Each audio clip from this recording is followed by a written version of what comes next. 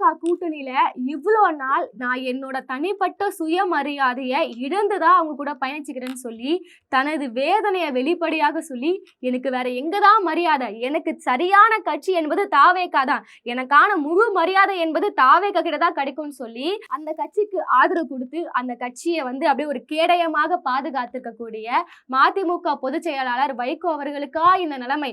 எப்படிப்பட்ட ஒரு தலைவர் இவர் நிலைமை நினைச்சு சிரிக்கிறதா வேதனைப்படுறதா அப்படின்ற அளவுக்கு தான் இன்னைக்கு ஏபிபி ஒரு செய்தியை வெளியிட்டு இருக்காங்க. இந்த செய்தியை படிச்சதுமே உண்மையாவே சொல்ற ஒரு மனவேதனையா தான் இருந்துச்சு.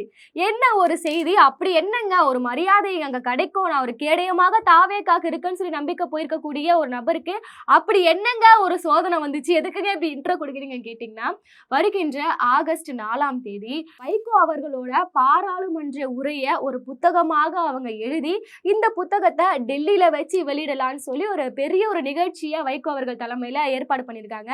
இந்த நிகழ்ச்சிக்கு முக்கிய தலைவர்கள் ராகுல் காந்தி உள்ளிட்ட ரொம்ப முக்கியமான தலைவர்கள், இந்தியாவோட எதிர்க்கட்சி தலைவர்கள் எல்லாருமே வருவதற்கான ஏற்பாடுகள் என்பது தொடர்ந்து போயிட்டு இருக்கு. சரி, எல்லாருமே வராங்களா? முக்கிய தலைவர்னா தாவேகா தலைவர் விஜய் அவர்கள் போகணுமே, அவர் தானே இப்போ இருக்கக்கூடிய முக்கியமான ட்ரெண்டிங் முக்கியமான தலைவர் அவர் தானே, அவருக்கெல்லாம் அழைப்பு விடுக்கலையா நீங்க கேட்டிருந்தீங்கன்னா இங்கதான் சோதனை என்பதே ஆரம்பிச்சது. ஒரு மாசத்துக்கு முன்னாடியே பாத்தீங்கன்னா இந்த நிகழ்ச்சிக்கான இந்த இன்விடேஷன்லாம் ரெடி பண்ணிட்டாங்க. ஒரு மாசம் முன்னாடியே பார்த்தோம்னா முதலமைச்சர் விஜய் அவர்கள் இதுக்கான அழைப்புதல நேர்லயே போயிட்டு வைகோ அவர்கள் கொடுத்திருந்தாரு. அப்ப எல்லாம் விஜய் அவர்களும் வரப்போகிறார் அப்படின்ற நியூஸ் தான் அதிகமா பரவலாக பேசப்பட்டுச்சு. அந்த சமயத்துல இந்த நிகழ்ச்சிக்கான பத்திரிகையிலும் கூட அந்த இன்விடேஷன்ல கூட தமிழ்நாட்டின் முதலமைச்சர் விஜய் அவர்கள் கலந்து கொள்ள போகிறார் அப்படின்ற செய்திகளும் வர ஆரம்பிச்சது. வைகோ அவர்கள் என்ன மனநிலை இருந்திருப்பாரோ, ராகுல் காந்தி அவர்கள் வராரு, இன்னைக்கு சிஎம் விஜய் அவர்கள் வராரு, பாராளுமன்ற உரைகள்னா இது நார்த் சைடு, ஸோ டெல்லியில நடக்க போகுது, தமிழ்நாட்டு யங்ஸ்டர்ஸ்க்கும் இதை கவரணும்னா இங்க சிஎம் விஜய் அவர்கள் வந்தார்னா இது பெரிய ஒரு ஃபிளாஷ் நியூஸ் ஆகுமே, ஹிந்தி நியூஸ் அறியுமே இங்கிலீஷ் நியூஸ் அறியுமே பேசுவாங்கன்னு சொல்லி அவரு ஒரு மகிழ்ச்சியில இருந்திருப்பாரு போல. நம்மளோட இந்த உரையா வெளியிடக்கூடிய புத்தகத்தோட இந்த வெளியீட்டு விழாயில பயங்கரமா நடக்க போகுது, எல்லாம் ஒட்டுமொத்த இந்தியாவும் இதை பத்தி தான் பேச போகுதுன்னு நினைச்சிட்டு இருப்பாரு போல. ஆனா இப்போ அவரோட நிலைமை என்பது எப்படி இருக்குன்னா, விஜய் அவர்கள் வரமாட்டாருன்னு சொல்லிட்டாரு, அடுத்ததா ராகுல் காந்தி வருவாரா இல்லையான்னு தெரியல, இப்படிப்பட்ட ஒரு குழப்பத்துல இருக்கிறாரு. சரி, விஜய் அவர்கள் எதற்காக வரலன்னு கேட்டீங்கன்னா, இதுக்கு முன்னாடி அவர் நேர்ல போயிட்டு அழைப்பிதழ் கொடுத்திருந்தாரு. அதுக்கப்புறமா தலைமை செயலகத்துல இருந்து ஒரு கால் வைகோ அவர்களுக்கு வருது, அதாவது முதலமைச்சர் விஜய் அவர்கள் வரமாட்டாருன்னு சொல்லிட்டு இருக்காங்க. இவருக்கு ஒரு அதிர்ச்சி ஆயிடுச்சு, இன்னும் இது வரமாட்டேன்னு சொல்லிட்டாரா, இந்த கல்யாணத்தெல்லாம் திடீர்னு கல்யாணம் நின்று போடுச்சுன்னா, நான் இன்விடேஷன்லாம் அடிச்சாச்சு, சொந்தக்காரங்களுக்குலாம் சொல்லியாச்சு, இப்போ போயிட்டு கல்யாணம் வேணான்றீன்னு சொல்லிட்டு ஒரு அதிர்ச்சி கொடுப்பாங்களா, அது மாதிரிதான் இவருக்கும் ஆயிடுச்சு. என்ன இது இன்விடேஷன்லாம் அடிச்சு நான் இந்தியா முழுக்க தமிழ்நாட்டு முதலமைச்சர் விஜய் அவர்களா வராருன்னு சொல்லி நான் ஒரு ப்ரொமோஷனை கொடுத்துருக்கேன், இருங்க நான் நேர்ல ஒரு டீல் பண்றேன்னு சொல்லிட்டு நேர்லயே போயிட்டு இருக்காரு. ஒரு வாட்டி நேர்ல போய் சந்திச்சு கூப்பிட்டாச்சு, அதுக்கப்புறம் காலையும் சொல்லியாச்சு, அதுக்கப்புறமா மீண்டும் போயிட்டு தலைமை செயலகத்துல விஜய் அவர்களை சந்திச்சு, ஏப்பா இவ்வளவு வேலைலாம் நடந்து முடிஞ்சிச்சு, தயவு செஞ்சு வந்துருங்க, இது தப்பாயிடுன்ற மாதிரி அவரை எப்படினாவது இந்த மீட்டிங் வர வைக்கணும்னு சொல்லி ரொம்ப மெனக்கிட்டு இருக்கிறாரு அப்படின்ற செய்திகள் தான் இன்னைக்கு ஏபிபியில வந்திருக்கு. அதற்கு முதலமைச்சர் விஜய் அவர்கள் சொல்லியிருக்காருன்னா, ஒரு அலுவலக வேலைகள்லாம் இருக்கு, அதனால எங்களுக்கு டைம் இல்லைன்ற மாதிரி அவங்க சொல்லி அனுப்பிச்சிட்டு இருக்காங்க. என்ன ஒரு அலுவலக வேலைகள், இப்ப அலுவலகத்துக்கான வேலைகளே போயிட்டு இருக்கே, இப்ப அவரோட அந்த சிஎம் ஆபீஸ 10வது மாடிக்கு உச்சத்துல கொண்டு போய் வைக்கணும்னு சொல்லி அதற்கான வேலைப்பாடுகள் நடந்துட்டு இருக்கு. அப்படி ஒண்ணு முதலமைச்சர் விஜய் அவர்கள் பிஸியா இல்லையே, ஃபர்ஸ்ட் முதலமைச்சர் ஆயிட்ட பிறகு இந்த கோட் சூட்லாம் போட்டுட்டு தினமும் சாப்பாடு கொண்டு போறது என்ன, தினம் ரீல்ஸ் போறது என்ன, கோட்டு கலர் என்ன, நடக்கிறாரா பறக்குறாரா, இவ்வளவு நியூஸ்லாம் வெளியிட்டாச்சு. இப்பெல்லாம் அந்த மாதிரி செய்திகள் எதுவுமே வரமாட்டுது. மாணவர்கள் போராட்டத்துல இறங்கினாலுமே எந்த செய்தி வரமாட்டுது. அப்படி என்ன இவருக்கு அலுவலக வேலைகள்? சரி, அப்பயே நம்மளுக்கு ஒரு சந்தேகம் என்பது இருந்துச்சு, ஏன்னா உங்களுக்கு கேடயமாக இருப்பேன்னு சொன்ன ஒரு நபர் தான் அவரு, இதற்காக இவர் டெல்லிக்கு போக மாட்டாரு. அதையும் தாண்டி உங்களுக்கு ஆதரவு பெரும்பான்மை தேர்தல் இருக்கும்போது தானா முன் வந்து முதல்ல ஆதரவு கொடுத்த காங்கிரஸ் கட்சியோட தலைவர் ராகுல் காந்தியே வராரு, இதற்காக இவர் போக மாட்டான்ற ஒரு சந்தேகம் தொடர்ந்து பார்க்கப்பட்டு வந்துச்சு. சரி, இப்படி நேர்ல போயிட்டு சந்திச்சுமே நேர்ல போய் கேட்டுமே முதலமைச்சர் விஜய் அவர்கள் எல்லாம் சொல்லிட்டாருன்னா வர முடியாதுங்க, சொன்னா புரிஞ்சுக்கோங்கன்ற மாதிரி அமைச்சிட்டு இருக்காங்க. இப்போ அவருக்கு சமாளிக்கணுமே, அதாவது முதலமைச்சர் அலுவலகம் என்ன சொல்லியிருக்காங்கன்னா, இதுக்கு பின்னாடி ஒரு பின்னணி இருக்கு, அதனால தலைவரே நம்ம போவேனா, சொன்னா கேட்டுக்கோங்கன்ற மாதிரி அறுவரை கொடுத்துட்டாங்க. அப்போ பாவங்க அவர் பெரிய மனுஷன், இவ்வளவு தூரம் வந்துட்டு போயிருக்கிறாரு, இன்விடேஷன்ல என் பேரை போட்டிருக்காரு, அப்ப என்னங்க பண்றதுன்னு கேட்டா அதெல்லாம் அவர் சமாளிச்சு பாருங்க. இவ்வளவு அரசியல், இவ்வளவு பெரிய அரசியல்வாதி, இவ்வளவு நாளா அரசியல அவர் பயணிச்சிருக்கிறாரு, இது குடும்பமாருக்கு சமாளிக்க தெரியாதுன்ற மாதிரி தாவேகா சார்பா அனுப்பிச்சு விட்டு இருக்காங்க. சரி, இன்னைக்கு மீட்டிங்ல போய் நேரடியாக கூப்பிட்டாச்சு, வரமாட்டேன்ட்டாங்க. சரி, எப்படி பத்திரிகையாளரை டீல் பண்றது, வெளியே நம்ம தலைவர் ரொம்ப கேஷுவலா ஹேண்டில் பண்ணிருக்காரு. என்னன்னா, நான் தான் முதலமைச்சர் விஜய் அவர்களை டெல்லிக்கு வர வேணாம்னு சொல்லிட்டேன். ஏன்னா அவர் வந்தாருன்னா கூட்டத்தை எங்களால கண்ட்ரோல் பண்ண முடியாதுன்னு சொல்லியிருக்காரு. இப்போ நம்ம கேள்வி என்னன்னா, நீங்க மூத்த அரசியல்வாதி இன்விடேஷன்ல அவர் பேரை போடும்போது கூட்டம் வரும் வராதுன்னு உங்களுக்கு தெரியாதா? அப்போ உள்ள போய் நடந்தது ஒரு விஷயம், வெளியே வந்து என்ன சொல்றாருன்னா டெல்லிக்கு வந்தா கூட்டமாயிடும். இந்த கூட்டமாயிடும்னு சொல்லி தான் அவர் இங்க நடக்கக்கூடிய பல்வேறு விஷயங்களை தவிர்த்து கொண்டு வருகிறார். அதே விஷயங்களை சொல்லி இன்னைக்கு வைகோ அவர்களும் சமாளிச்சிருக்காரு. இதுதான் நான் சொல்லியிருந்தேன், இப்படி ஒரு அரசியல்வாதிக்கு, இப்படிப்பட்ட ஒரு மூத்த தலைவருக்கு இப்படி ஒரு நிலைமையா, எவ்வளவு கஷ்டங்களை தான் அவர் தாங்குவாருன்ற மாதிரி தான் இருந்துச்சு. சரி, அப்படி என்னமா பின்னணி நடுவுல பேசும்போது சொன்னியே, அவரு இப்ப டெல்லிக்கு போகாம இருக்கிறதுக்கு ஒரு முக்கியமான காரணம் இருக்குன்னு சொல்லி. அது என்ன காரணம் கேட்டீங்கன்னா, இந்த கூட்டத்துல முக்கியமான அரசியல் கட்சி தலைவர்கள், முக்கியமா காங்கிரஸோட தலைவர்கள் எல்லாருமே வராங்க. பிஜேபியோட எதிர்க்கட்சி தலைவர்கள் வராங்க. ஸோ தொடர்ந்து ஆரம்பத்துல இருந்தே பார்த்தோம்னா காங்கிரஸோட தாவேகா நெருக்கமாக இருப்பது என்பது மேலிடத்துக்கு பிடிக்காது. யார் அந்த மேலிடம் உங்களுக்கு தெரியும். இதுக்கு மேலிடம் தரப்புல இருந்து ஒரு அழுத்தம் என்பது வரப்பட்டுச்சு. அதனாலதான் இவர் வைகோட மீட்டிங்காக டெல்லிக்கு போக மாட்டாருன்றதான் இன்னைக்கு அவங்க வெளியிட்ட அந்த செய்தி என்பது. என்ன அழுத்தம்னா, இதுக்கு முன்னாடியே அவங்க கூட்டணி வச்சு அமைச்சரவையில காங்கிரஸுக்கு 2 சீட்டும் கொடுத்து இதுவே பிஜேபிக்கு பிடிக்காம இருந்துச்சு. தொடர்ந்து நெருக்கடியும் கொடுத்துட்டு வந்தாங்க. சமீபத்துல பார்த்தோம்னா இவங்க கூட்டணி கட்சிக்கு வந்தாச்சு, ஆதரவு வந்தாச்சு, அண்ணன் தம்பின்னு போஸ்ட் ட்வீட் எல்லாமே போட்டுக்கிறாங்க. ஆனா பக்கத்து மாநிலம் கேரளத்திலும் கர்நாடகத்திலுமே 2 காங்கிரஸ் முதலமைச்சர்கள் பதவியேற்றுக் கொண்டார்கள். அவங்களோட பதவியேற்பு நிகழ்ச்சிக்குமே கேரளத்துல சசிதரனோட அந்த பதவியேற்பு விழாக்கு முதலமைச்சர் விஜய் அவர்களை அழைத்துமே இவர் போல.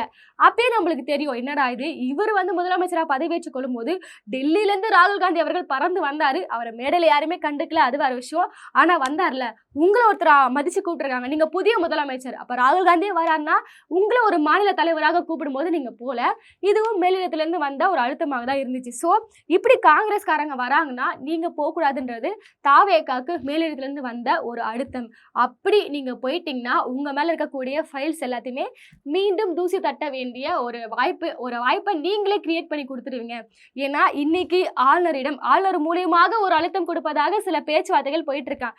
இன்னைக்கு ஆளுநர்கிட்ட நேரடியாக தாவேகா அரசு குதிரை பேரத்தில் ஈடுபடுறாங்கன்னு சொல்லி பல்வேறு குற்றச்சாட்டுகள், பல்வேறு அந்த புகார் கடிதங்கள் என்பது அதிமுக, திமுக போன்ற அனைத்து கட்சிகளிடம் இருந்துமே ஒரு புகார் போயிருக்கு. அப்போ இந்த புகார்களுக்கு அடிப்படை ஆதாரமாக இருந்தது யாருன்னு பார்த்தீங்கன்னா வைகோ அவர்கள் தான்.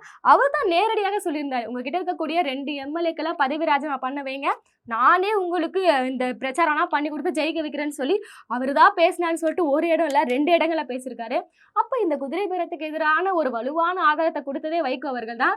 இப்போ அவரோட கூட்டத்துக்கு நீங்க போயிட்டு காங்கிரஸோட உறவாடினீங்கன்னா அவர் கொடுத்த வாக்குமூலத்தை வச்சு உங்களை நாங்கள் ப்ரெஷர் கொடுப்போம்னு சொல்லி அப்படிப்பட்ட ஒரு பயம், அந்த சூழல் ஏற்படக்கூடாதுன்னு சொல்லி தான் இப்படி ஒரு முடிவை விஜய் அவர்கள் எடுத்திருக்காரு. சரி, இவரை நம்பி வந்தோம், இவர் வரமாட்டேன்ட்டாரு.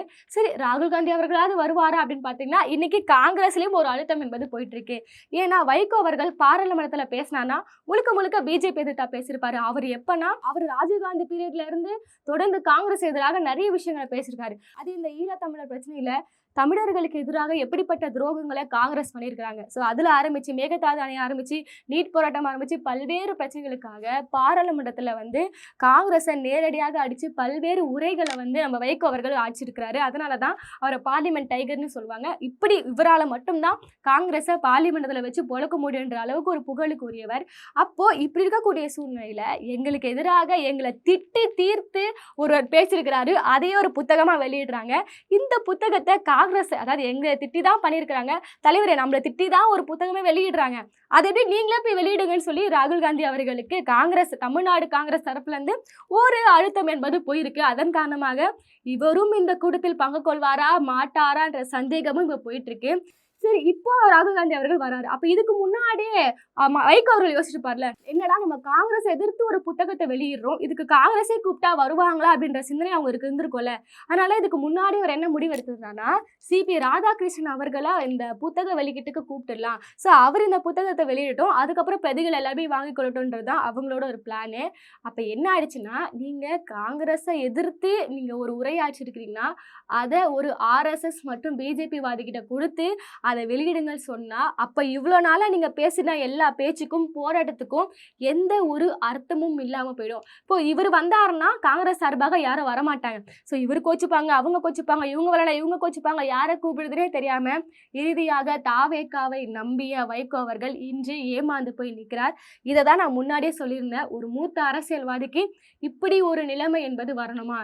இந்த அரசியல் கட்சிகளை தாண்டி நீங்க யாரெல்லாம் கூட்டிருக்குன்னா உண்மையாலேயே இந்திய இந்திய அளவுல மாநில உரிமைகளுக்காக ஒரு இந்திய உணர்வு மிக்க பல்வேறு தலைவர்கள் நிறைய பேர் இருக்கிறாங்க. அவங்கள இந்த நூல் வெளியீட்டு விழாவுக்கு நீங்க கூப்பிட்டுருக்கலாம். அதையும் தாண்டி ஒரு ஃபேம் ஆகணுன்ற காரணத்துக்காக இவங்கள கூப்பிட்டீங்க. அவங்க இறுதியா என்ன சொல்லிட்டாங்கன்றதை நம்மளால புரிஞ்சுக்க முடியுது. ஏன்பா ஒரு முதலமைச்சர் அவர் ஒரு இடத்துக்கு போறதும் போவாததும் அவரோட இஷ்டம். இதை ஏமா இப்படி விமர்சிக்கிறீங்கன்னு நீங்க கேட்டீங்கன்னா, உண்மையாகவே இப்போ ஒரு மூத்த அரசியல்வாதி கூப்பிடுறாரு அப்படின்ற ஒரு காரணத்துக்காக நம்ம முதலமைச்சர் விஜய் அவர்கள் டெல்லிக்கு போனாலுமே அதுவே ஒரு மிகப்பெரிய விமர்சனமாக மாறும். ஏன்னா அன்னைக்கு சிஜேபி கட்சியினர் லட்சக்கணக்கான மாணவர்கள் ஒன்றிய அரசை எதிர்த்து ஃபேர் நீட்டுக்காக எப்படிப்பட்ட ஒரு வன்முறைக்கு ஆளானாங்கன்னு நமக்கு தெரியும். அவங்களோட இந்த கல்வி உரிமைக்காக எப்படிப்பட்ட ஒரு போராட்டத்தை எவ்வளோ நாட்களாக அவங்க சாலையில் உட்காந்து கொண்டு மேற்கொண்டா நம்மளுக்கு தெரியும். அப்படி இருக்கக்கூடிய சூழ்நிலையில பல்வேறு அரசியல் கட்சி தலைவர்கள் பல்வேறு கட்சி சார்பாக அனைவருமே டெல்லி போயிருந்தாங்க. திருமாவளவன் உட்பட திமுக உட்பட எல்லாருமே போயிருந்தாங்க. ராகுல் காந்தி அவர்களே அதுக்கான சப்போர்ட்டை கொடுத்திருந்தாரு. அப்படி இருக்கக்கூடிய சூழ்நிலையில போவாத ஆதரவு தெரிவிக்காத ஒரே ஒரு கட்சியாக பாஜக கொள்கை எதிர்த்து பேசக்கூடிய ஒரே ஒரு கட்சி சிஜேபிக்கு ஆதரவு தெரிவிக்கலனா அது தாவேகா மட்டும்தான், முதலமைச்சர் விஜய் அவர்கள் மட்டும்தான். இப்படி இருக்கக்கூடிய சூழ்நிலையில மாணவர்கள் போராட்டத்துக்கு நேரில் போவாத விஜய் அவர்கள் இன்னைக்கு வைகோ அவர்களோட புத்தக வெளியீட்டுக்கு மட்டும் டெல்லிக்கு போவாரா அப்படின்ற கேள்விகள்லாம் கண்டிப்பா வரும். இதற்கெல்லாம் பதில் சொல்லணும். அதையும் தாண்டி போயிட்டு காங்கிரஸோட நெருக்கம் காட்டினா அதற்கும் மேலிடத்துக்கு பதில் சொல்லணும். அப்படி அந்த கூட்டத்துக்கு போயிட்டு ஒருவேளை வைகோ அவர்கள் பிஜேபியை பார்த்து கொள்கை எதிரி பாசிச பாயசம் கத்த ஆரம்பிச்சிட்டாருன்னா நானும் 2 வார்த்தைகளை பேச வேண்டிய கட்டாயம் சூழ்நிலை என்பது ஏற்படும். அப்படி நான் பேசிட்டா என் மேல இருக்கக்கூடிய ஃபைல்ஸ் எல்லாமே தூசு தட்டுவாங்களே அப்படின்ற அச்சத்துல தாவேக்கா இந்த முடிவை எடுத்திருப்பது என்பது அவங்க சைடு பார்க்கும்போது நியாயமான ஒரு விஷயம்தான். மற்ற சைடு பார்த்தோன்னா வைகோ அவரோட நிலைமை என்பது உண்மையாகவே யாரை நம்பி போறதே தெரியல அப்படின்ற மாதிரி தான் அவரோட நிலைமை என்பது இருக்கு.